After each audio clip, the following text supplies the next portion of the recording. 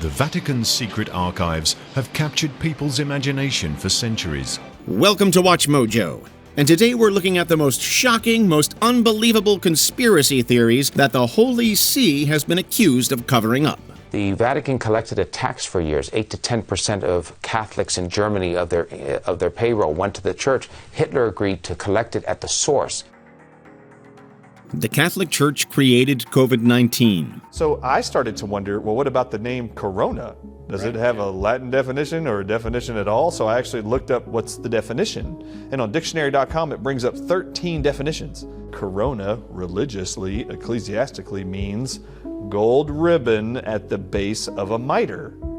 And I didn't know what a mitre was. So I copied it and pasted it and then hit images. While the origin of the COVID-19 pandemic remains mysterious, it's probably fair to say that it wasn't as part of a sinister plot to infect the general populace's blood with Satan's DNA. That is, unless you believe the 2022 viral quote-unquote documentary, Watch the Water, which mostly consists of an interview between conservative radio host Stu Peters and chiropractor Brian Ardis. So this actually could read the Pope's venom. Pandemic. It also can read crown. Corona means crown also in Latin terms. Corona means crown. Visually, we see kings represented with a crown symbol. So put that together for me. In the video, Ardis says that with regards to COVID-19 vaccines, quote, they're using mRNA, which is mRNA extracted from the king cobra venom. Said Dr. David Relman, professor of microbiology and immunology at Stanford University, Peters and Ardis's theories are, quote, miles from reality and indicate a profound lack of understanding in science and medicine and much twisted logic. I've said this for about a year now that I actually believe this is more of a religious war on the entire world. I've been adamant about that actually. The message of Christ forever was, he's the master healer. And faith precedes all miracles, not vaccines. 19th century Catholic immigrants to the United States were pawns of the Pope. The Catholic population was very small up until the mid-19th century, and then we began to see these waves of Irish Catholic immigrants, German Catholic immigrants, and then by the late 19th century, Italian Catholics, Polish Catholics. The largest number of immigrants coming into the United States right now are coming from Latin America. Have you ever heard the expression, history never repeats itself, but it rhymes? That rings true to the Know Nothing Party's attempts to spread anti-Catholic hatred in the mid-1800s. Supporters of the party feared the increasing influx of Catholic immigration, particularly from countries like Germany and Ireland. Catholicism itself was vilified. It was seen as papist and corrupt and hierarchical and anti-democratic. Specifically, they feared that Catholic religious leaders would try to instill anti-American beliefs in their followers and remake the country in its own image. In fact, they alleged that Catholic bishops were handpicked by the Pope to sow chaos on American soil. The Know-Nothings eventually folded in 1860 due to internal disagreements and infighting over the issue of slavery. Well, the Know-Nothings is a kind of a nickname that applied to the American Party, and they get the name from the secrecy that surrounded the organization. The rule was if you were asked about the organization, people said, what is this group you belong to? You were ordered to answer, I know nothing. Pope Benedict XVI resigned to stomp out an illicit secret society. Good morning, I'm George Stephanopoulos in New York, and we are coming on the air right now because Pope Benedict XVI is resigning on February 28th. That was announced by the Vatican just moments ago. He will resign on February 28th, the Pope saying it himself at a meeting for the beatification, consistory of the beatification of saints. To put it lightly, the resignation of Pope Benedict XVI was kind of a big deal. Reigning from 2005 to 2013, he became the first pope to do so since Gregory XII's forced resignation in 1415. Aged 85 at the time of the announcement, Benedict attributed his decision to step down from the papacy to his failing health. So for beneficantism, it's a unique phenomenon. It's a recent one, and I don't think it's going to be around that much longer, but it's this idea that Pope Benedict is still the Pope. Either he's entirely still the Pope and Pope Francis is not, he's an anti-Pope, or there's other versions that might say Pope Benedict is sharing part of the papacy with Pope Francis. There's various versions to it. However, that didn't stop fringe conspiracy theorists, dubbed benevacantists, from claiming that he had, like Gregory before him, been forced out by the damaging Vatican leaks scandal. Not only that, but speculation persisted that he'd been ousted by a gay mafia operating within the Holy See that sought to corrupt the Church. Benedict denied those allegations repeatedly until his December 2022 death, aged 95. The Vatican has announced the death of Pope Benedict XVI at the age of 95. His health had been worsening in recent weeks. Benedict served as head of the Roman Catholic Church for 8 years until 2013, when he became the first pope in 600 years to announce his retirement. Jesuits intentionally sunk the Titanic. Is there anyone there? Yes, what do you see? Iceberg, right ahead! Yeah, this one might require a bit of context. For those uninitiated, a Jesuit is a member of the Society of Jesus, a religious order of clerics regular within the Catholic Church, engaged in evangelization efforts worldwide, among other responsibilities. However, the Jesuits have had a hard time playing nice with the rest of the Church and with secular governments and institutions around the world. That's led to the dissemination of bizarre, unfounded conspiracy theories about them. One such theory posits that a 1910 meeting of Jesuit-controlled financiers intended to wipe out their competitors by getting J.P. Morgan to build the Titanic and promptly sink it with major opponents to their agenda on it. What was that, Mr. Murdoch? An iceberg, sir. I put a hard to starboard and ran the engines full of stern, but it was too close. I tried to port round it, but she hit, and... Close the watertight doors. The doors are closed, sir. Pope John Paul I was murdered. Io risposi, sarà, ma trovo strano che mi possa guidare chi non ci vede. La cieca allora mi pigliò la mano e sospirò. Cammina. Era la fede.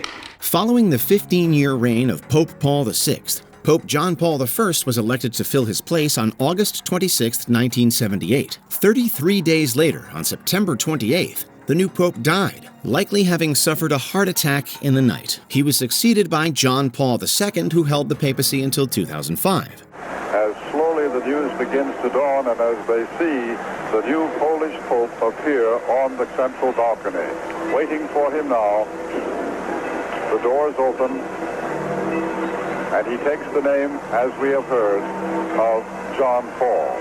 Of course, as with any sudden passing of a notable public figure, wild theories sprouted up almost instantly as to the true fate of the late pontiff. These primarily stemmed from disagreements about record-keeping in the immediate aftermath of the Pope's death. One major theory is that corruption in the Vatican Bank had led scheming archbishops to kill him for financial gain, with Archbishop Paul Marcinkus supposedly responsible for administering a fatal dose of poison. Ieri mattina io sono andato alla Sistina a votare tranquillamente. Mai avrei immaginato quello che stava per succedere. The Priory of Sion was suppressed by the Catholic Church. The Priory of Sion is a myth, one of the world's oldest and most secret societies, with leaders like Sir Isaac Newton, Da Vinci himself. The fleur-de-lis is their crest. They're guardians of a secret they supposedly refer to as the Dark Con of Man. Don't be fooled by the name. The Priory of Sion was a real organization, not a lost Star Wars subtitle. However, that's about where the real aspect ends. French technical artist Pierre Plantard established the Priory as a way to create his own chivalric order, but things went terribly awry. Plantard claimed that the Priory of Sion intended to benevolently conquer Europe by placing a royal bloodline on thrones across the continent. The lie spun out of control, and the 1982 book, The Holy Blood and the Holy Grail, declared that the Priory of Sion was founded by the descendants of Jesus Christ himself. Eventually, Dan Brown's smash hit The Da Vinci Code suggested that the Priory of Sion intended to restore the virtues of early Christianity, but had been pushed down by Vatican orthodoxies. The Priory of Sion protects the source of God's power on earth. The Vatican is hiding Fatima's third secret.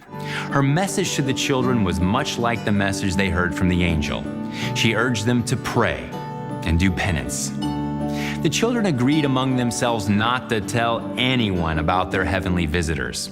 But Jacinta let slip with her mother, and soon, well, the whole village knew. In 1917, Portuguese shepherds Lucia Santos, along with her cousins Jacinta and Franca Marto, claimed to have been visited by an apparition of the Virgin Mary at least 6 times that year, a figure that has come to be known as Our Lady of Fatima. The figure supposedly revealed 3 secrets to the children. Now, speculation ran wild about the content of the 3 secrets, which were gradually divulged over the next 83 years. What are the secrets of Fatima? The first was a vision of hell, which inspired the children to greater penance for the conversion of sinners. The second secret was about evangelization. Although Pope John Paul II released the text of the secret in 2000, conspiracy theorists claim that there is still more that the Vatican hasn't released for fear of stoking mass panic. Said Pope Benedict XVI, the purpose of the vision is not to show a film of an irrevocably fixed future. Its meaning is exactly the opposite. It is meant to mobilize the forces of change in the right direction.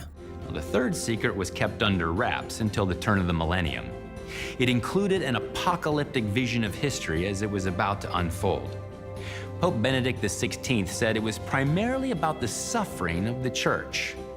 Its message, then, is perennial as much as it was particular. The Vatican is in possession of a top-secret time machine. Don't you wish you could look back into the past? That's exactly what Father Pellegrino Irnetti, a Benedictine monk, said he was able to do with his invention, the Chronovisor. According to French theologian Father François Brun, Irnetti claims to have invented a sort of time-travel television, alongside renowned scientists like Enrico Fermi and Werner von Braun. According to The Guardian, quote, the Time team watched speeches by Mussolini and Napoleon and scenes from ancient Rome, including a performance of Thyestes, a lost play by Quintus Ennius, one of Rome's most important authors, end quote. Although Irnetti claimed to have watched the final days of Christ and kept a photo as a souvenir, it was later revealed to have been drawn from a postcard. The Vatican Bank is compromised. The Institute for the Works of Religion is the main financial center for the Holy See, or at least the most popular.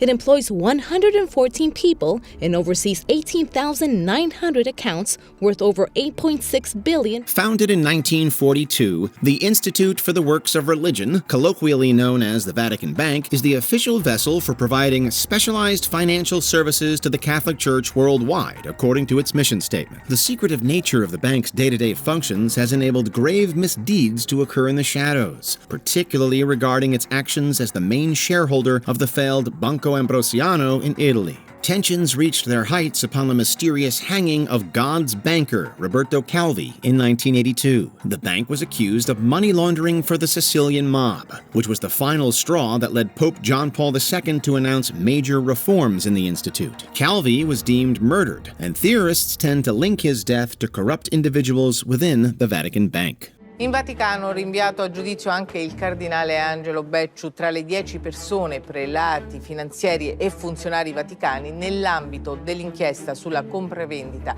di un immobile di lusso a Londra. Before we continue, be sure to subscribe to our channel and ring the bell to get notified about our latest videos. You have the option to be notified for occasional videos or all of them. If you're on your phone, make sure you go into settings and switch on your notifications. What secrets lie within the Vatican Apostolic Archive? These are the reading rooms of the Vatican archives. Every year, some 1,500 scientists from all over the world come here to do research. But this is as far as anyone gets. For the first time, it was possible to shoot the following footage of what lies beyond the reading rooms. This quote-unquote Chamber of Secrets is the motherlode for Vatican conspiracy theories, so much so that Pope Francis renamed it from the original Vatican Secret Archive in 2019. While the name made it a hotbed of speculation, it's worth noting that this might result from a mistranslation from the original Latin, in which secret is more akin to private. These are the lofts above the west wing of the Cortile del Belvedere. This endless long hall came about under Pope Pius XI and houses, among others, documents of the Dataria Apostolica and the audiences of the prefecture's archives of the Papal Room. However, there is a treasure trove of classified materials at the archive located in the Vatican City. As such, speculation has persisted over the years that the archive contains the actual Chronovisor, proof of Jesus' enduring bloodline, and even the world's largest collection of adult films and other materials. Archivisti di solito troviamo tutti i documenti ugualmente importanti, è difficile scegliere il più importante. Tuttavia, in questo libro ve ne sono tanti importanti. Si parte dal processo Giordano Bruno al processo Galileo, documenti imperiali di Federico II, di Federico I, si va ad alcuni documenti di scienziati, musicisti. Which Vatican conspiracy theory shocked you the most? Be sure to let us know in the comments below. Did you enjoy this video? Check out these other clips from WatchMojo, and be sure to subscribe and ring the bell to be notified about our latest videos.